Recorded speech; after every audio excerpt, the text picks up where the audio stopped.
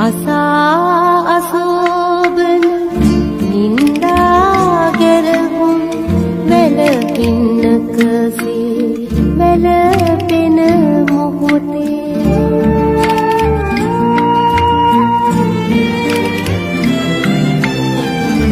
පවනේ පාවෙන ඔබේ සුවඳකින් පිපාසිත වූ හද සිහිරැල්වේ ලොවම එපාවී ලොවම කලකිරි දැවී දැවී හිඳිනාවේ